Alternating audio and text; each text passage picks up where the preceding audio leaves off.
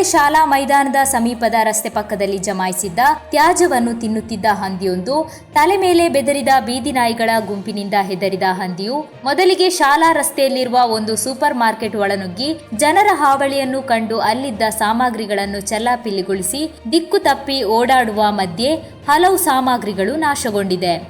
ಈ ಸಂದರ್ಭ ಅಲ್ಲಿ ಸೇರಿದ್ದ ಗ್ರಾಹಕರಿಗೆ ಭೀತಿಯನ್ನು ಹುಟ್ಟಿಸಿತು.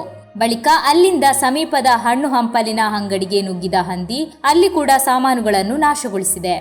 ನಂತರ 3 ವಿಭಿನ್ನ ಅಂಗಡಿಗಳಲ್ಲಿ ಪ್ರವೇಶಿಸಿದ ಹಂದಿ ಅಲ್ಲಿ ಇತರ ಸಾಮಾನುಗಳನ್ನು ಹಾಳು ಮಾಡಿದೆ. ಅಂಗಡಿಗಳಲ್ಲಿ ನಿಲ್ಲಲು ಸಾಧ್ಯವಾಗದ ಹಂದಿ ಕೊನೆಗೆ ಪೊಲೀಸ್ ಸ್ಟೇಷನ್ ರಸ್ತೆಯ ಮೂಲಕ ಓಡಿ ಪರಾರಿಯಾಗಿದೆ. ಈ ಘಟನೆ ಸ್ಥಳೀಯರಲ್ಲಿ ಆತಂಕವನ್ನು ಉಂಟು ಮಾಡಿದ್ದು, ಸಂಬಂಧಿಸಿದ ಅಧಿಕಾರಿಗಳು ತನಿಖೆ ನಡೆಸುತ್ತಿದ್ದಾರೆ.